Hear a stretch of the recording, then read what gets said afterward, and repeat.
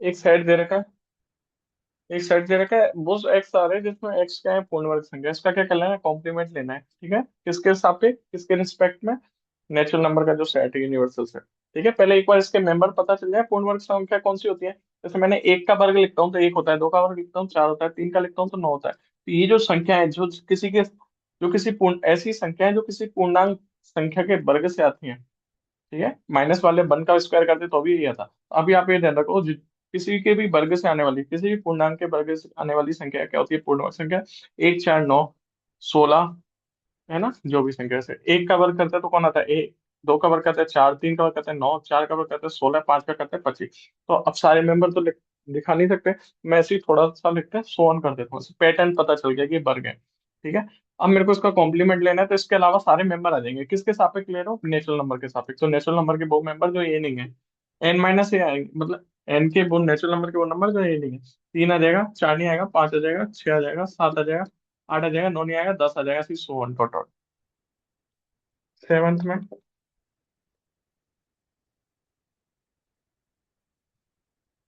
वो एक्स आएंगे, so that x क्या है, पूर्ण घन संख्या। पूर्ण घन संख्या मतलब पूर्ण, कंप्लीटली क्यूब नंबर। ठीक है, मतलब किसी संख्या के पूर्ण घन करने से आया, किसी भी पूर्णांक के घन करने से आया, मतलब उसकी पावर तीन करने से आया, वो नंबर क्या होता है, पूर्ण घन। इसका क्या लेना है, कॉम्प्लीमेंट। ठीक है ना, तो जैसे मैं पूर्ण घन संख्या लिखूं तो एक का घन करता हूँ या क्यूब करता हूँ, एक की पावर तीन करता हूँ, कितना आता है, एक। दो की पावर तीन करता हूँ तो कितना आता है, आठ। तीन की पावर तीन करता हूँ तो कितना आता है, तीन, तीन, नौ, नौ, तिया 27। चार की पावर तीन करता हूँ तो 64। ऐसे फाइव की पावर थ्री करता हूँ तो 125। तो ये सब नंबर कौन से होते हैं, पूर्णगण संख्या। ठीक है, इनका कॉम्प्लीमेंट लेना है, किसके साथ, नेचुरल नंबर के साथ। तो वो मेंबर आ जाएंगे वन टू थ्री, ऐसे डॉट डॉट। वन नहीं आएगा ना, इसका कॉम्प्लीमेंट ले रहा हूँ, इसका कॉम्प्लीमेंट ले रहा हूँ तो वन नहीं आएगा। ठीक है, वन तो इस सेट का मेंबर है ना, तो वन के वन भी नहीं आएगा ना। ऐसे ही इसमें भी वन नहीं आएगा, है ना, वन लिख दिया था गलती से। ठीक है, तो वन नहीं आएगा। वन के इन सबों के अलावा नेचुरल नंबर आ जाएंगे सारे, तो टू आ जाएगा, थ्री आ जाएगा, फोर, फाइव, सिक्स, सेवन, मैंने डॉट लगा दी, मैं समझ गया कि यहाँ तक तो आएंगे, यहाँ तक आएंगे, सेवन तक तो काउंटिंग आएंगी, एट नहीं आएगा। एट के अलावा नाइन आ जाएगा, नाइन के बाद 27 तक चले, 26 तक चलेगा, 27 नहीं आएगा, डॉट। 28 आ जाएगा, फिर 28 से 63 तक चलेगा, ऐसे डॉट। ठीक है, ऐसे अजीब सा लग रहा है लिखने में, तो अपन ऐसे ही लिख दो, इसका कॉम्प्लीमेंट को नाम दे दो, कॉम्प्लीमेंट की डेफिनेशन लिख दो, सद एक्स, वो एक्स आएंगे सद दैट जो एक्स पूर्ण गण संख्या नहीं है, बस इतना लिख दो कि ये संख्या जो भी है, सब संख्या क्या है, पूर्ण गण संख्या नहीं है। और इस सेट का नाम क्या दे सकते हैं अपन, कि ये पूर्ण संख्या नहीं है। ठीक है, इसलिए ये सेट बिल्डर फॉर्म काम आई, कि रोस्टर फॉर्म में हमेशा लिख, हर नंबर्स को नहीं लिख सकते। ठीक है ना, हर सेट को नहीं लिख सकते, तो अपन उसमें सेट बिल्डर फॉर्म में बाई डेफिनेशन लिख देते हैं। फिर एट्थ पार्ट में है, वो एक्स आ रहा है सब्जेक्ट एक्स प्लस पांच बराबर आठ। ठीक है, इसका क्या लेना है, कॉम्प्लीमेंट, किसके साथ, नेचुरल नंबर। देखना इसमें मेंबर कौन आएंगे वो देखो पहले। वो एक्स आएंगे सब्जेक्ट एक्स प्लस पांच बराबर आठ। एक्स का वो मतलब वो एक्स आएंगे जो इसको सेटिस्फाई कर रहा है, तो मतलब एक्स का क्या रखता हूँ, तीन। तीन और पांच आठ होता है, तो इस सेट में कौन सा मेंबर है, ओनली थ्री। यहाँ पर वैसे देख लो, वो एक्स आएगा जो इसका सॉल्यूशन है, इसका सॉल्यूशन कितना आएगा, आठ माइनस पांच जाएगा उधर तीन। तो इस सेट में ओनली मेंबर कितना है, थ्री। इसका कॉम्प्लीमेंट लेंगे तो मैं क्या लिख दूंगा, थ्री के अलावा सारे लिख दूंगा, वन आ जाएगा, टू आ जाएगा, थ्री नहीं आएगा, फोर आ जाएगा, फाइव आ जाएगा, फिर डॉट डॉट सारी प्राकृत संख्या आ जाएंगी वन थ्री के अलावा। क्या मैं इस सेट को ये बोल सकता हूँ, एक नेचुरल नंबर के सेट में से कौन सा मेंबर हटा दूं, ओनली थ्री। थ्री मेंबर को हटा दूं और सारे नेचुरल नंबर आ जाएंगे, वो इस सेट के क्या होंगे, मेंबर। इस सेट का कॉम्प्लीमेंट है। फिर ऐसे ही दूसरा सेट दे दिया, एक subject to x plus five बराबर नाइन। इसका मेरे को क्या लेना है, कॉम्प्लीमेंट लेना है, तो पहले मैं इसको पता तो चले इस सेट में मेंबर क्या आएंगे, तो देखना है, मेरे को एक्स वो है जो इसका सॉल्यूशन है, तो एक्स क्या है इसका सॉल्यूशन, फाइव उधर जाएगा तो नौ में फाइव कटेगा, फोर। फोर में टू का डिवाइड करेंगे तो एक्स कितना आ रहा है इधर से, टू। तो इसका कॉम्प्लीमेंट लेना है, तो नेचुरल नंबर में से क्या, किस किस सेट को हटा दूं, ओनली टू को हटा दूं। नेचुरल नंबर में से किस सेट के मेंबर हटा दूं, टू हटा दूं ओनली। या फिर वैसे दिखाना चाहो तो वैसे लिख दो, एक, तीन, पाँच, नहीं पाँच नहीं, चार आएगा, पाँच आ जाएगा, सारे आ जाएंगे, बस दो नहीं आएगा। टेन पार्ट में,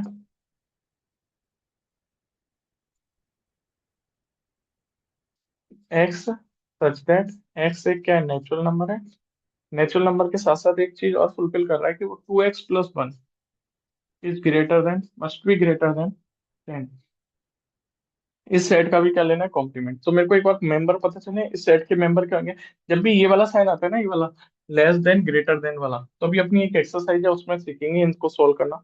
इनको बोलते हैं, जैसे अपन इसमें इक्वेशन बोलते हैं ना, एक चीज को क्या बोलते हैं, इक्वेशन, जिसमें इक्वल का साइन है, जिसमें ये वाले साइन आ जाते हैं, less than, greater than, less than, equal, greater than, equal, उसको बोलते हैं इनइक्वलिटी। इनको भी अपन लगभग अभी ये मान के चलो, जैसे इक्वेशन सोल्व करते हैं ना, ऐसे ही सोल्व करना है।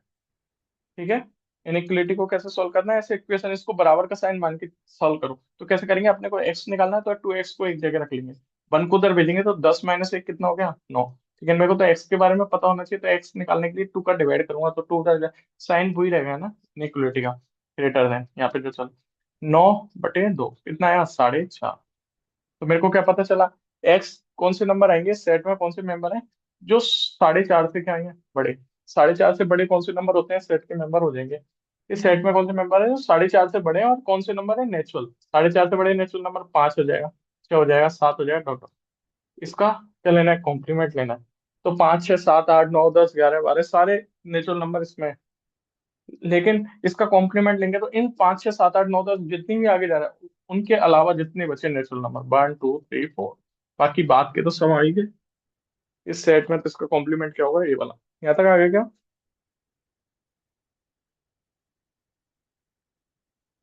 ठीक है, नोट डाउन करना फिर बता।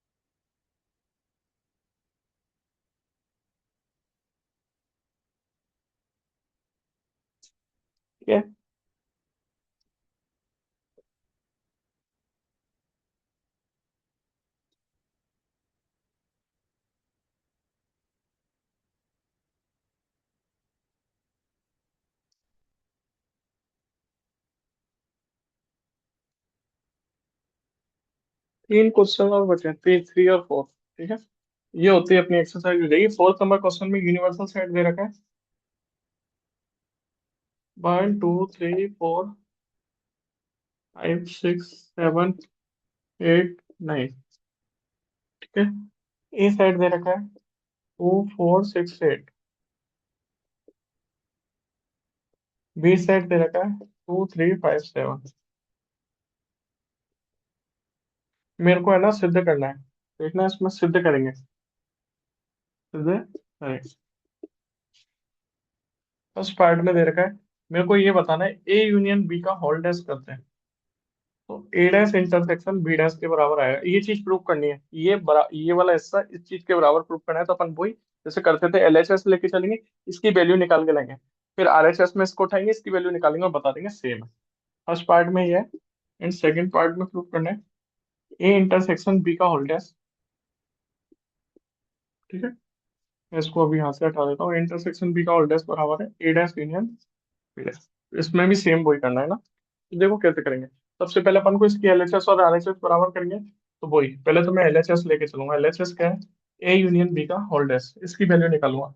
तो सबसे पहले मैं ए यूनियन बी निकाल लूं, फिर उसका डैश कर दूं, या फिर आपको डायरेक्ट करना आ रहा है तो डायरेक्ट कर दो कि ए यूनियन बी का होल डैश करना है। मतलब ए यूनियन बी के एलिमेंट के अलावा सारे एलिमेंट लेना है।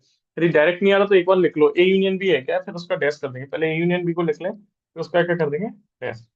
तो वो नीचे आ जाएगा, वो सेट जो चाहिए। तो ए यूनियन बी कितना है, ए यूनियन बी कितना आएगा, 2, 3, 4, 5, 6, 7, 8। ठीक है, ए यूनियन बी क्या आ गया, 2, 3, 4, 5, 6, 7।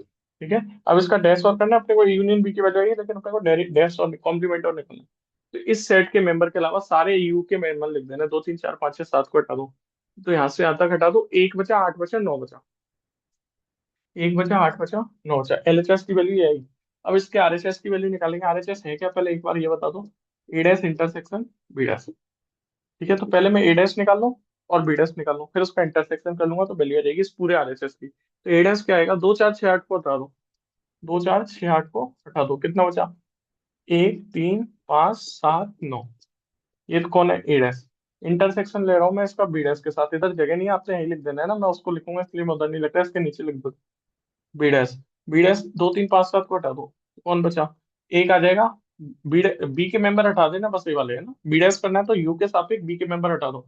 दो हट जाएगा, 3 हट जाएगा, 4 आ जाएगा, 5 भी हटाना है तो 5 नहीं लूंगा मैं, यू का मेंबर 5 नहीं लूंगा है ना, 5 हटाना है तो 6 आ जाएगा।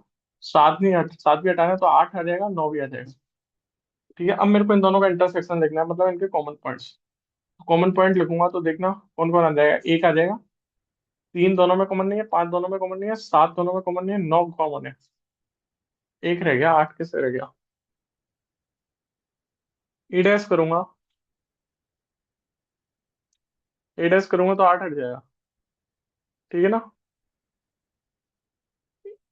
ये देखना कहाँ गलती करी इसमें, तो दो ही आ रहे हैं, या तो इधर गलती कर दी या इधर गलती कर दी, आने तो इक्वल चाहिए थे।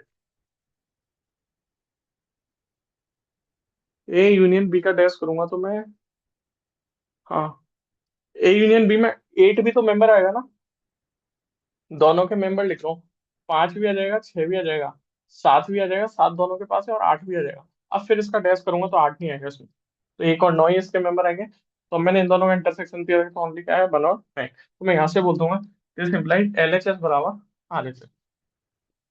ठीक है, आगे ये वाला आगे क्या?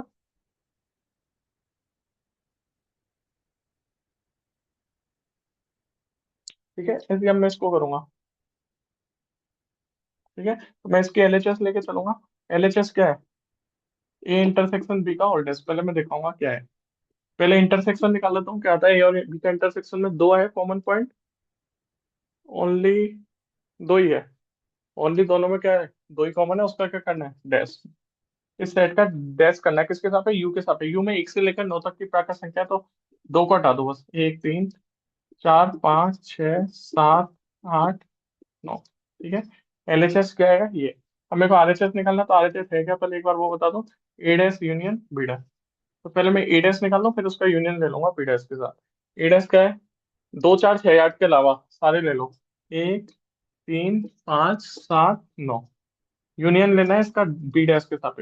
बी डैश कितना है, बी के अलावा 2 3 5 7 हटा दो, तो एक आ जाएगा, 4 आ जाएगा, 6 आ जाएगा, 8 आ जाएगा, 9 आ जाएगा। अब इन दोनों का ए डैश और बी डैश तो निकाल दिया, लेकिन इनका यूनियन और लेना है फाइनली। तो इन दोनों को यूनियन करेंगे तो 1 1 3 4 आ जाएगा, 5 6 आ जाएगा, 7 8 9, ये सब आ जाएंगे। तो मैंने देखा 1 3 4 5 6 7 8 9 एलएचएस की भी वैल्यू है और आरएचएस भी है, तो इधर से मैं बोल दूंगा एलएचएस बराबर आरएचएस। ठीक है, यहाँ तक आ गया।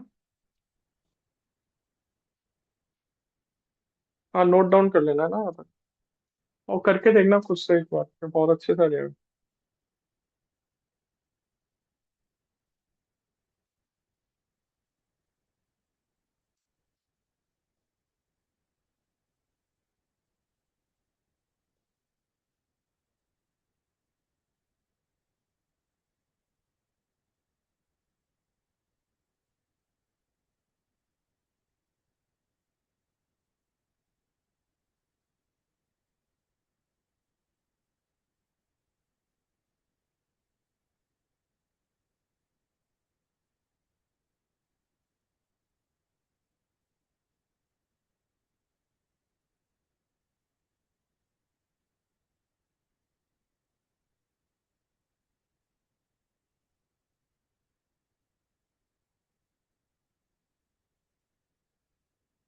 जी, क्वेश्चन और है, अब पहले एक्सरसाइज खत्म हो गई है ना।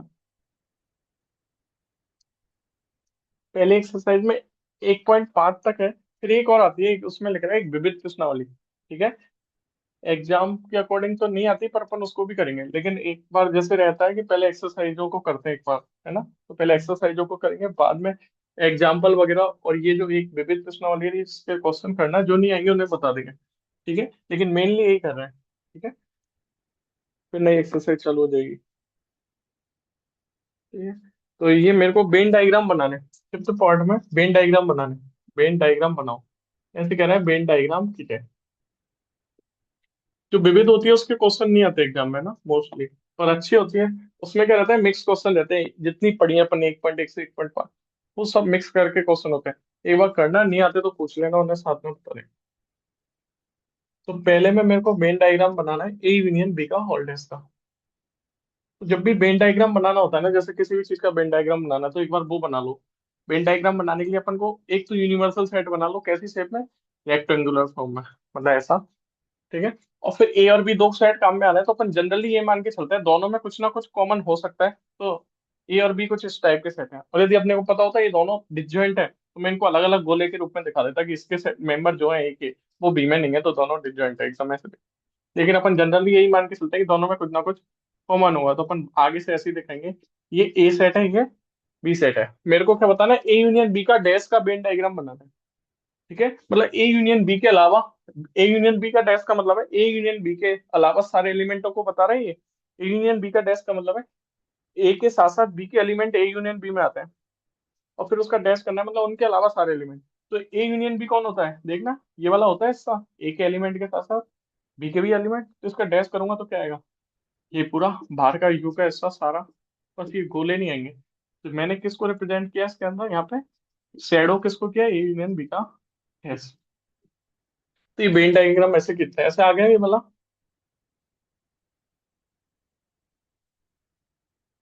ठीक है। ये वेन डायग्राम ऐसे बनाना होता है। फिर मेरे को बताना है ए डैश इंटरसेक्शन बी डैश बताना है, ए डैश इंटरसेक्शन बी डैश बताना है, तो मैं क्या करूंगा, दोबारा वही वेन डायग्राम खींचने के लिए ये दो गोले बनाए, ये ए है, ये बी है। अब थोड़ा देखना, थोड़ा टिपिकल पड़ा है, तीन चार चीजें एक साथ आ रही है। मेरे को ए डैश का इंटरसेक्शन लेना बी डैश के साथ, तो मन में रखूंगा ए डैश कौन सा हिस्सा होगा, देखना ए डैश कौन सा हिस्सा होगा, ए के अलावा, इस गोले के अलावा बाहर का सारा हिस्सा, ठीक है। या फिर ऐसे समझ में नहीं आ रहा तो स्टेप बाय स्टेप कर दो।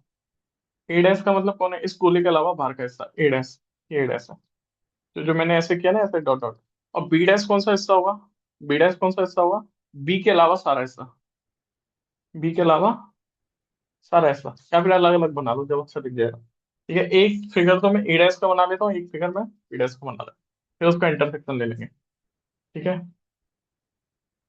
ऐसे ये बी डैश का है, ये ए डैश का है, ए डैश में ए गोले के अलावा सारे एलिमेंट आ जाएंगे। तो ये भी आ जाएगा, ये भी आ जाएगा, ये भी आ जाएगा, ये भी आ जाएगा, और ये ए के अलावा सारे, ये वाला हिस्सा नहीं आएगा, ए का पूरा, ए का ये वाला हिस्सा नहीं आएगा, ये पूरा अंदर, ये वाला भी हिस्सा नहीं आएगा। इसका इंटरसेक्शन लेना है बी डैश के साथ, बी डैश में कौन सा हिस्सा आएगा, बी के अलावा, बी का गोला हटा दो, बाकी सारे आ जाएंगे।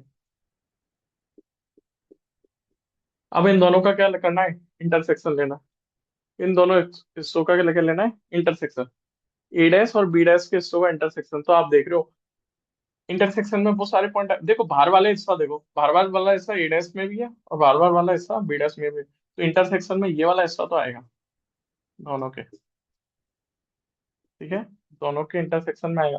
लेकिन ये वाला हिस्सा इसके अंदर है, इसके पास नहीं है, तो इनके इंटरसेक्शन में नहीं आएगा। ऐसे ये वाला हिस्सा इसके पास है लेकिन इसके पास नहीं है, तो इंटरसेक्शन में नहीं आएगा। तो ये अपन ने क्या रिप्रेजेंट किया, ए डैश इंटरसेक्शन बी डैश, ये आ गया क्या, ठीक है। साइड में रफली करके फिर एकदम फाइनली आंसर डायरेक्ट भी दे सकते हो। ये आगे क्या, ए डैश इंटरसेक्शन बी डैश क्या होता है, थर्ड में ए इंटरसेक्शन बी का होल डैश निकालना है, इसको रिप्रेजेंट करना है। तो मेरे को क्या करना है, पहले इंटरसेक्शन भी निकालना है, फिर उसका कॉम्प्लीमेंट लेना है और उसको फिगर में डिनोट करना है। ये तो इजी है, ये ए सेट होता है, ये बी होता है।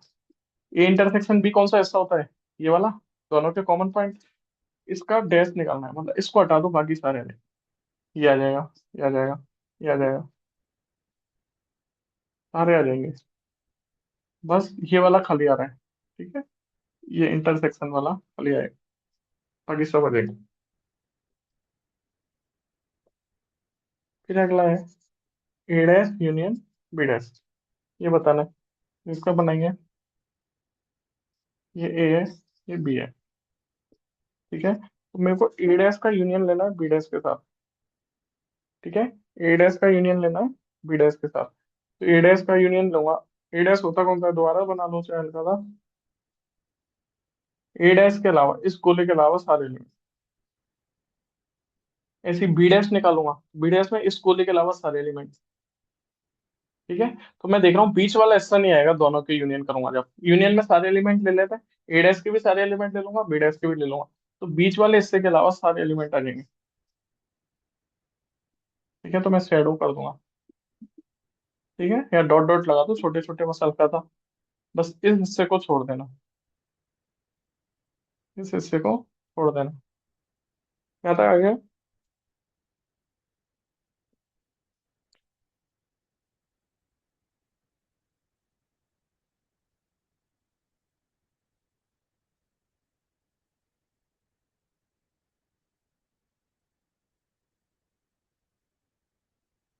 ठीक है, तो एक चीज और देखना, ये जो ए इंटरसेक्शन बी का होल्डेक्स निकालते हैं, वो भी किस चीज को रिप्रेजेंट कर रहा है? इस बीच के हिस्से के अलावा वाले सारे एलिमेंटों को दिखाता है। और ए डैश यूनियन बी डैश भी निकालता है, तो किसको रिप्रेजेंट करता है? इस बीच के हिस्से के अलावा सारों को।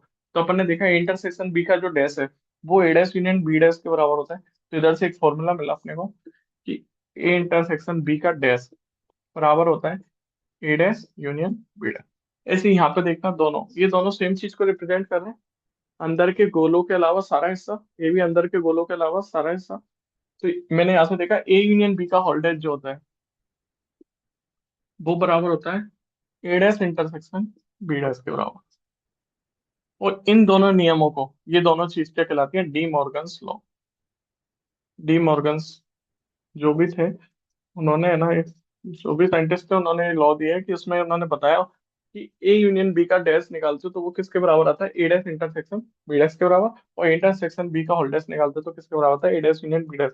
याद रखने की कोई जरूरत नहीं, लेकिन अपन को यहाँ से अपन ने देख लिया कि कैसे भी कर लो। यदि अपन को ऐसे निकालने में दिक्कत आ रही है, ए डैश यूनियन करके बी डैश निकालने में दिक्कत आ रही है, तो आप क्या करो, डायरेक्ट ही निकाल लो। ए डैश यूनियन बी डैश करने में दिक्कत आ रही है, तो मैं इसको क्या बोल सकता हूँ? ए इंटरसेक्शन बी का होल डैश निकाल लो, ये जल्दी निकल रहा है जो निकल लो। ठीक है, तो इनको याद रखने में कुछ नहीं है, आपको ये ध्यान रखना डिमॉर्गन्स ने दो लॉ दिए, जिसमें क्या था, यूनियन का होल डैश निकाला और एक में इंटरसेक्शन का होल डैश निकाला। तो जब होल डैश निकालते तो डैश डैश दोनों पे लग जाते हैं, दोनों पे डैश लग गया और बीच का साइन बदल जाता है। ऐसे इंटरसेक्शन का होल डैश निकाला तो पहले पे डैश लग गया, दूसरे पे डैश लग गया, और बीच वाला साइन बदल गया। यहाँ तक नोट कर लेना, पर बता।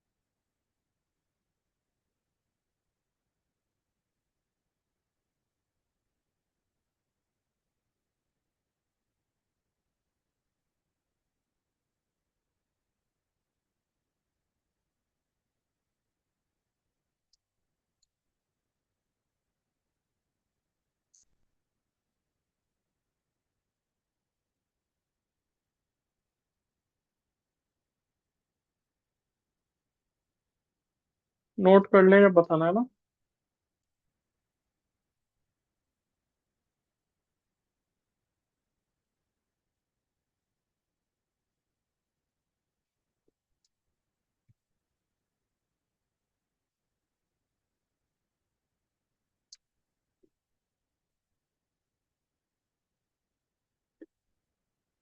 लास्ट के दो क्वेश्चन है जिसमें सिक्स वाले को भी कर रहे हैं, सेवन्थ को कर रहे चला है ना। सेवन्थ क्वेश्चन क्या कह रहे हैं? Fill in the blanks. ठीक है, खालिस्तान भरे। फर्स्ट में ए यूनियन ए डैश क्या का बराबर आएगा? ए इंटरसेक्शन ए डैश किसके बराबर आएगा? थर्ड में आई डैश, यहाँ पे खालिस्तान है ना बराबर के साथ, आई डैश इंटरसेक्शन ए किसके बराबर आएगा? फोर्थ में यू डैश, यू डैश का इंटरसेक्शन लेना है ए के साथ कितना है। ठीक है, इसको देखना क्या कह रहा है। मेरे को ए का यूनियन लेना है ए डैश के एलिमेंटों के साथ, तो कौन सा सेट बनेगा, किस चीज का सेट बनेगा, ये सोचना है। तो देखना, ये कोई यूनिवर्सल सेट है, ए सेट कौन सा होता है? अंदर वाला। और बाहर का कौन होता है यू, बाहर का कौन होता है एडेस। अब मैं इन दोनों का यूनियन लूंगा तो सारे एलिमेंट आ जाएंगे, ये और ये पूरा आ जाएगा, ये पूरा कौन होता है यू। ठीक है, तो आगे से ध्यान रखना, यदि मैं ए के भी एलिमेंट ले लूं और ए डैश के भी एलिमेंट ले लूं तो जो सेट बनेगा वो यू बनता है, यूनिवर्सल सेट बनता है। किसी भी सेट का खुद के कॉम्प्लीमेंट के साथ यूनियन करते हैं तो वही सारे एलिमेंट आ जाएंगे, तो ये कौन सा सेट बनेगा, यूनियन। लेकिन मैं को ए का उसके कॉम्प्लीमेंट के साथ इंटरसेक्शन लूंगा, तो ए सेट तो अंदर वाले एलिमेंट है और कॉम्प्लीमेंट में कौन है, बाहर वाले। इन दोनों में कभी कुछ कॉमन आता है क्या, किसी सेट और उसके कॉम्प्लीमेंट में तो कभी कुछ चीज कॉमन नहीं आती। मतलब कोई सेट में एलिमेंट आएगा क्या, नहीं आएगा, ऐसा सेट जिसमें कोई एलिमेंट नहीं होता, या इसको एम्प्टी सेट कैसे भी दिखा सकते। ठीक है, अब मेरे को फाइव डैश का इंटरसेक्शन लेना है ए के साथ। ठीक है, कोई एक सेट है, उसका फाइव मतलब ए सेट का इंटरसेक्शन लेना है फाइव डैश के साथ। एक बार फाइव डैश में कौन से मेंबर आते हैं उससे सोचो। फाइव डैश कौन सा सेट होता है, मतलब फाइव कौन सा सेट है, फाइव एक वो सेट है जिसमें कोई भी एलिमेंट नहीं है। फाइव में कौन सा सेट है, कोई भी एलिमेंट नहीं है। और फाइव डैश निकालता हूँ तो कैसे निकालता हूँ मैं, फाइव किसी भी सेट का डेरिवेटिव, वो डेरिवेटिव नहीं है, कॉम्प्लीमेंट निकालना है तो क्या करता हूँ मैं, उसका उसमें से यू में से उसे घटा देता हूँ, उसमें यू में से उससे घटा देता हूँ। तो मेरे को फाइव डैश में कौन से मेंबर आएंगे, यू के वो मेंबर आएंगे जो फाइव में नहीं है। यू के वो एलिमेंट लेना है जो फाइव के पास नहीं है। तो यू माइनस फाइव करता हूँ, किसी सेट में से एम्प्टी सेट को माइनस करता हूँ तो वो खुद ही सेट आ जाएगा ना। तो इसके पास तो कोई एलिमेंट ऐसा था नहीं जो यू के पास भी हो जो हटे यू के एलिमेंट, तो यू के सारे एलिमेंट ही आ जाएंगे, तो मैं बोल दूंगा यू आ गए। और फाइव डैश का मतलब जब भी आएगा तो मैं मानूंगा यू, यू का इंटरसेक्शन लेना है एक के साथ। यू कौन सा सेट है, ये बाहर वाला पूरा, यू में तो पूरी चीज आती है, लेकिन मेरे को इंटरसेक्शन लेना है छोटे से हिस्से के साथ। तो छोटा सा ये वाले एलिमेंट यू के पास भी है और ए के पास भी है, तो जब भी यूनिवर्सल सेट का किसी सेट के साथ इंटरसेक्शन लेता है तो वो खुद ही सेट आ जाएगा। वेन डायग्राम से चीजें समझनी आसान हो जाती है, जब भी ऐसे समझने में दिक्कत आए ना ये चीजें कैसे आई, तो हमेशा उसका चित्र बना लो, वेन डायग्राम बना लो।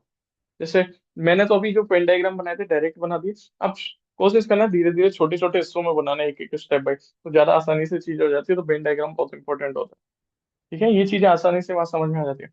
अब देखना मेरे को यू डैश निकालना है, तो यू डैश किस चीज को रिप्रेजेंट करता है, यू डैश किसी भी सेट का डैश निकालता है तो क्या करते हैं, कॉम्प्लीमेंट देते हैं किसके सापेक्ष, यूनिवर्सल सेट के सापेक्ष।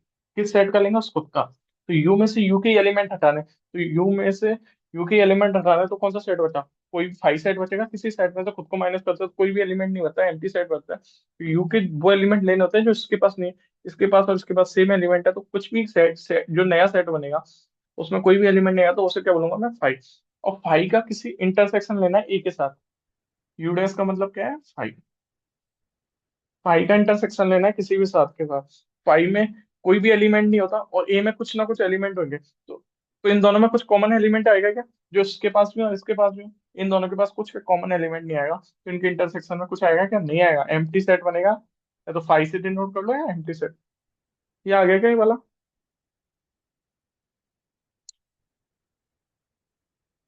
ये आ गया क्या, रिपीट करना। ठीक है, तो इसको नोट करना है तो मैं अगला लिखता हूँ। सिक्स क्वेश्चन जो लास्ट है ना। ठीक है, 1.5 तक की थी, एक पॉइंट एक विविध इस प्रश्नावली और है, उनके क्वेश्चनों को लास्ट में करेंगे जब एक्सरसाइज सारी कर लेंगे, तब एग्जाम्पल और विविध के जो भी क्वेश्चन होंगे, वो आती नहीं है ना एग्जाम्स, पर वो सारे क्वेश्चन करेंगे उन्हें भी। अगले क्वेश्चन में दे रखा है यूनिवर्सल सेट दे रखा है सभी त्रिभुजों का समुच्चय।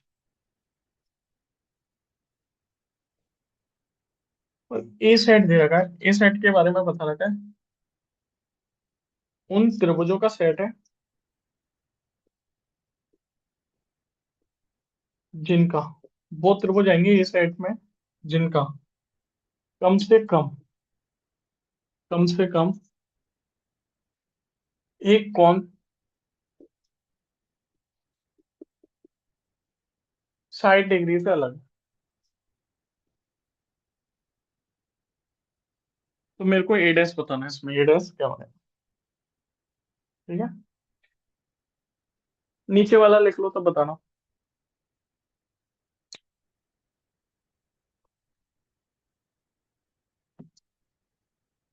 करके देखना, नहीं आते तो पूछ लेना है ना।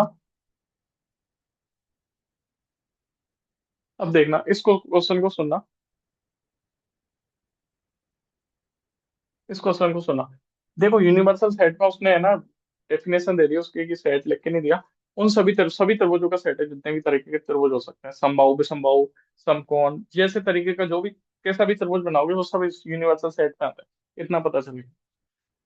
लेकिन ए सेट में कौन से मेंबर उठाए, यू के ही उठाएंगे, पता है यूनिवर्सल सेट के मेंबर ही ले लेके थोड़े यू का थोड़ा सा मेंबर लेके एक सेट बना दिया, दूसरा सेट लेके दूसरा मेंबर बना दिया, मतलब दूसरे मेंबर लेके दूसरा सेट बना दिया। तो मेरे को ए सेट बनाया, कैसे बनाया, उन त्रिभुजों का सेट है, ए में से यू में से वो सभी त्रिभुज उठाए जिनका कम से कम एक कोण 60 डिग्री से अलग है। नाम पर ध्यान देना, क्या कह रहा है, कम से कम एक कोण 60 डिग्री से अलग है, कम से कम। ठीक है, मतलब ए सेट में वो मेंबर आते हैं, ए सेट के मैं मेंबर सोचने की कोशिश करूं, फिर उसका कॉम्प्लीमेंट लेना है, ए डैश निकालना है, वो तो निकाल देंगे। ये पहले एक बार ए के बारे में तो आइडिया है, ए सेट किन चीजों का सेट है। ए सेट में वो मेंबर आते हैं, वो त्रिभुज आते हैं जिनका एक कम से कम एक कोण 60 डिग्री से अलग होना चाहिए। सुनना, कम से कम एक कोण 60 डिग्री से अलग होना चाहिए, मतलब है उस वो त्रिभुज आ जाएंगे जिसमें दोनों कोण 60 डिग्री हो। ये कोण 60 डिग्री से, या फिर ऐसे मत सोचो, आप ऐसे सोचो कि जिनका कम से कम एक कोण 60 डिग्री से अलग होना चाहिए। ठीक है, तो इस त्रिभुज में कौन कौन से त्रिभुज आ जाएंगे, मतलब ए सेट में कौन कौन से टाइप के त्रिभुज आ जाएंगे। मैं बोलूं कि इस सेट में वो त्रिभुज आ जाएंगे ना सारे, अ, समकोण त्रिभुज आ जाएंगे क्या इस सेट में। हाँ आ जाएंगे। समकोण त्रिभुज में एक कोण 90 डिग्री का होता है, बाकी दो कोण क्या होते हैं, बाकी दो कोण 90 से छोटे होते हैं। और इस सेट में कौन से मेंबर आने आ जाते हैं जिसका, यहाँ पे लिख ही देते हैं चलो, कम से कम एक कोण 60 डिग्री से अलग है। तो इसमें कौन कौन से मेंबर आ जाएंगे, ऐसे त्रिभुज जिनका कम से कम एक कोण में क्या होता है, एक कोण 60 डिग्री से अलग है, किसी त्रिभुज का एक कोण 60 डिग्री से अलग है, तो वो त्रिभुज भी आ जाएगा। ऐसा कोई भी त्रिभुज है जिसका कोई भी एक कोण 60 डिग्री से अलग है, वो आ जाएगा। कोई कम से कम एक कोण 60 डिग्री से अलग है, कम से कम एक तो होना चाहिए, चाहे दोनों हो जाए तो भी कोई दिक्कत नहीं, तो दो कोण 60 डिग्री से अलग है, वो भी इस सेट के मेंबर होंगे। ऐसे त्रिभुज जिसके दो कोण 60 डिग्री से अलग होंगे, वो भी सेट के मेंबर होंगे।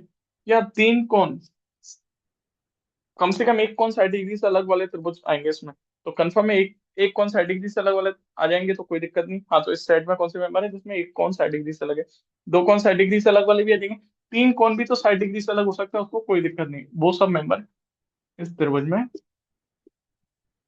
ये आ जाएंगे। ठीक है, इस सेट में कौन कौन से मेंबर आ जाएंगे, वो त्रिभुज आ जाएंगे जिनका एक कोण 60 डिग्री से अलग है, दो कोण 60 डिग्री से अलग है, या तीनों कोण 60 डिग्री से अलग है, तो सब आ जाएंगे। लेकिन अब मेरे को डैश बताना है।